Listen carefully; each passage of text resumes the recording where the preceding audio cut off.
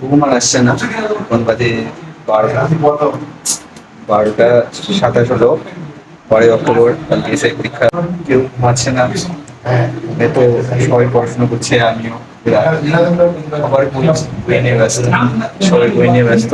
আর পাশের রুমগুলোতেই সবাই পড়ছে। এটাই হলো স্টুডেন্ট লাইফের, স্ট্রাগল লাইফের কাহিনী।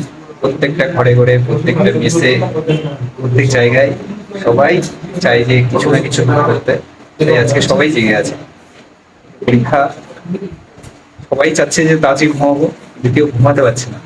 কারণ কালকে পরীক্ষার টেনশনে সবাই মনে করছে যতটা পারবো পড়ে যাই যদি ভালো হয় পরীক্ষাটা। তাই সবাই কন্টিনিউ করো, দেখবে সাকসেস আসবে। আমারও এসেছে, সবারই আসবে, অবশ্যই আসবে। ধরে রাখতে হবে, ধরে রাখলেই সাকসেস।